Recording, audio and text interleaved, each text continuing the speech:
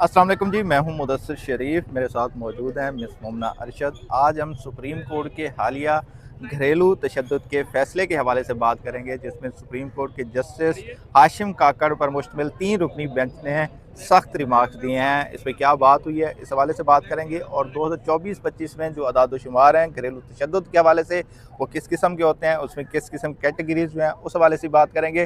तो सबसे पहले अगर इस केस का ये जो मामला सुप्रीम कोर्ट में गया है, इसका पस मंज़र जो है क्या है। सबसे पहले बात की खुर्शीद अहमद, जो 2019 का ये मामला था। खुर्शीद अहमद पर यह इल्ज़ाम था कि उन्होंने अपनी बेगम जो है, उनकी बीवी को घरेलू तनाज़े की बुनियाद पर उनको जो है कत्ल किया है। फिर वर्सा की जानिब से इस मुकदमे को दर्ज कराया गया। फिर ट्रायल कोर्ट में ट्रायल चला, वहाँ से मुल्ज़िम को जो है सज़ा होगी। उसके बाद ये मामला जो है लाहौर हाई कोर्ट के रावलपिंडी बेंच में गया। वहाँ पर जो है इस फैसले को बरकरार रखा गया, यानी ट्रायल कोर्ट का जो फैसला था उसको बरकरार रखा गया। फिर उसके बाद अब जो है मुल्ज़िम की जानिब से अदालत जेल पटिशन जो है दायर की गई है, यानी सुप्रीम कोर्ट में इसको चैलेंज किया गया है। और सुप्रीम कोर्ट के 3 रुकनी बेंच ने इस फैसले को जो है बरकरार, यानी ट्रायल कोर्ट और उसके बाद जो है लाहौर हाई कोर्ट का जो फैसला था उसको बरकरार रखा है। और इस हवाले से सख्त मौक़िफ़ भी जो है सामने आया अदालत किया। और 6 सफ़ात पर मुश्तमिल जो है जस्टिस इश्तियाक इब्राहिम जो है, उन्होंने फ़ैसला भी दिया है। और उन फैसले में क्या कहा है और उस पर बात करेंगे। और उसके साथ ही अगर अदाद-ओ-शुमार के हवाले से मुमना बात की जाए, तो 2024 के अदाद-ओ-शुमार जो हैं घरेलू तशद्दुद के हवाले से, वो 32,617 वो हैं जो रिपोर्ट हुए हैं केसेस। मतलब बहुत से केसेस इस हवाले से ऐसे भी होते हैं जो रिपोर्ट ही नहीं होते हैं। और घरेलू तशद्दुद जिसमें ख़वातीन को मेंटल टॉर्चर और उसके साथ जिनसी और उसके साथ फ़िज़िकल टॉर्चर जो है उसमें शामिल है।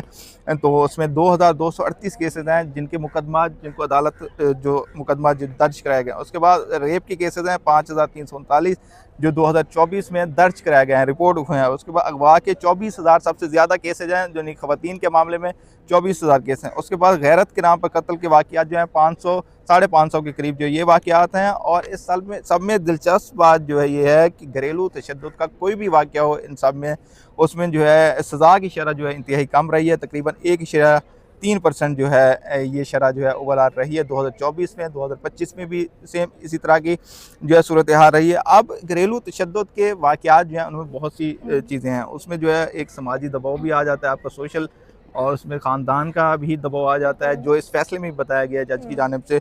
और उसके साथ और एक डर और खौफ का भी एक आलम होता है कि हाँ, घर वालों की जानिब से कि अगर आपने यूँ किया तो यूँ किया तो आगे उसके। ऐसे ही है, इज़्ज़त के बारे में बहुत ज़्यादा हो जाता है कि हमारे हाँ, बेटी तुम्हारा डोली उठी है तो तुम्हारा जनाजा ही आना चाहिए वहाँ हाँ। से।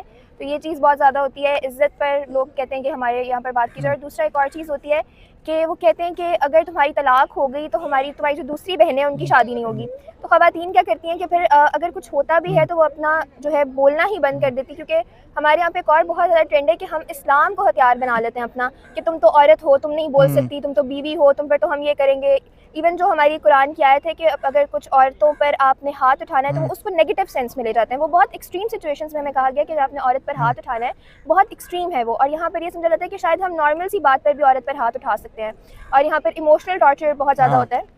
तो ये इसमें भी है। किस केस को साथ-साथ लेके चलते हैं, उस पे डिस्कशन भी करते हैं। बिल्कुल। नंबर 1 जो है सुप्रीम कोर्ट के फैसले में ये करार दिया गया है कि माहतात अदालतों का जो फैसला था, यानी ट्रायल कोर्ट का और लाहौर हाई कोर्ट का, उसमें फैसले की शवायद और कानून के मुताबिक है। उन्होंने कहा इस हाई कोर्ट के फैसले के खिलाफ मज़ीद अपील की जो इजाज़त नहीं, यानी अब इस फैसला जो है इसको मज़ीद जो है दोबारा से चैलेंज नहीं किया जा रही है। और ये हतमी फैसला है जिसमें जो है मुल्ज़िम को जो है सज़ा उसकी जो है बरकरार रखी गई है। और उसके साथ जस्टिस इश्तियाक ने बुनियादी तौर पर 6 सफ़हात पर मुश्तमिल एक फ़ैसला जारी किया है। उसमें कुछ पॉइंट्स ऐसे हैं जिस पे डिस्कशन बहुत ज़रूरी है। उसमें जब नंबर 1 वो कहते हैं घरेलू तशद्दुद का शिकार ख़वातीन जो हैं उन्हें तहफ़्फ़ुज़, हमदर्दी और मुअस्सिर कानूनी मुआवनत की हकदार हैं। यानी ये ख़वातीन जो हैं जो घरेलू तशद्दुद का शिकार हैं वो इन सारी चीज़ों के हकदार हैं। बिल्कुल। ताहम वो इसमें कहते हैं कि एक माशरती दबाव है, सोशल प्रेशर है वो कहते हैं, और दूसरी सोशल नॉर्म्स हैं। वो ऐसी 2 चीज़ें हैं वो कहते हैं जिसकी वजह से ख़वातीन जो हैं एक ज़िंदा जहन्नुम जैसे माहौल में जो है सर्वाइव करने में बिल्कुल। जो है धकेल। इसमें एक और बात उन्होंने की है कि मुल्ज़िम के हवाले से वो कहते हैं कि मुल्ज़िम मंशियात का आदी था और अक्सर अपनी अहलिया पर तशद्दुद करता था। मकतूला तशद्दुद से तंग आकर वालिदैन के घर चली गई थी, ताहम ख़ानदानी दबाव पर ईद से कबल दोबारा शौहर के साथ। ये एक अलार्मिंग चीज़ है जो हम अमूमन जो है सोसाइटी के अंदर देखते हैं कि फैमिली प्रेशर जो होता बिल्कुल। है, सोशल तो होता ही है लेकिन उसके साथ ख़ानदानी प्रेशर जो है वो एक चीज़ है बड़ी अलार्मिंग चीज़। इस पर अगर आप कोई बिल्कुल, फैमिली प्रेशर तो बहुत ज़्यादा होता है, फिर बच्चों का प्रेशर आ जाता है कि तुम्हारे बच्चे हैं, वो रुल जाएँगे, और फिर ख़वातीन आहिस्ता-आहिस्ता खामोश हो जाती हैं, कुछ बात करनी भी हो तो वो चुप हो जाती हैं। तो ये जो चीज़ है बड़ी अलार्मिंग है, वो फिर आहिस्ता-आहिस्ता तभी पता चलता है जब उसकी लाश मिलती है। तो इस पे सुप्रीम कोर्ट ने जो है जो जस्टिस इश्तियाक इब्राहिम है, उन्होंने इस हवाले से कहा है कि मुआशरती रवैयों पर उन्हें अफसोस का इज़हार करते हुए कहा कि शौहर और ससुरालियों के हाथों मुसलसल बदसलूकी का शिकार होने वाली ख़वातीन को ख़ानदान अक्सर दोबारा उसी तशद्दुद माहौल में वापस भेज देते जो हमारे माशरे की एक तल्ख़ हकीकत है। और सुप्रीम कोर्ट ने अपने फैसले पर जोर दिया कि घरेलू तशद्दुद जैसे संगीन मसले से निपटने के लिए मुआशरती सतह पर रवैयों में तब्दीली और मुतासरा ख़वातीन के तहफ़्फ़ुज़ के लिए मौसर इकदाम, ये इकदाम क्या हो सकते हैं वैसे आपकी नज़र में कि सारी सूरत हाल के हवाले से? मेरा ख्याल है कि ज़ाहिर है कि सज़ा जो है वो देनी चाहिए, और हमारे यहाँ पर एक हेल्पलाइन भी जो है वो बनाई गई थी। अब उसका पता नहीं कितना फ़ायदा होता है, और ख़वातीन को उसके इस्तेमाल के बारे में भी नहीं पता, उनके पास इतना शायद करेज नहीं रही है कि वो उसके बारे में जाके जो है कंप्लेंट कर सकें, क्योंकि उनको ये होता है कि अगर हम कंप्लेंट करेंगे तो तलाक हो जाएगी, उसके बाद ना फैमिली एक्सेप्ट करेगी। और यहाँ पर क्या होता है कि ख़वातीन इतनी पावर ही नहीं है, एजुकेटेड ही नहीं है कि वो जो है वो जाकर कोई, उनके पास इतना हुनर भी नहीं है कि वो कोई काम कर सके। तो उनको होता है कि हम खाएंगे कैसे, हम कहाँ जाएंगे।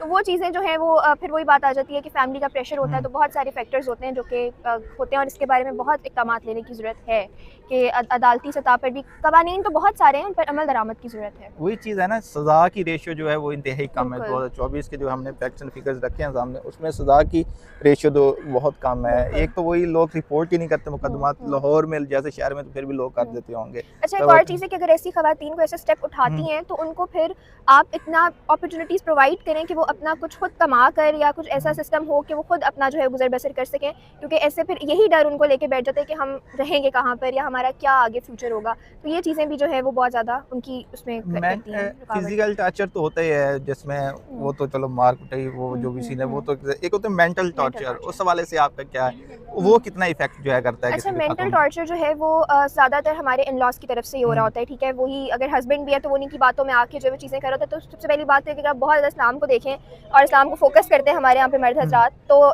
जॉइंट फैमिली का तो कॉन्सेप्ट ही नहीं है, पहली बात है। अगर है भी तो आपका हस्बैंड वाइफ का एक सेपरेट जो है वो प्राइवेसी है, और आपको वो बिल्कुल भी ख़राब नहीं करनी चाहिए। अगर कोई बात है तो आप खुद उसको रिजॉल्व करें।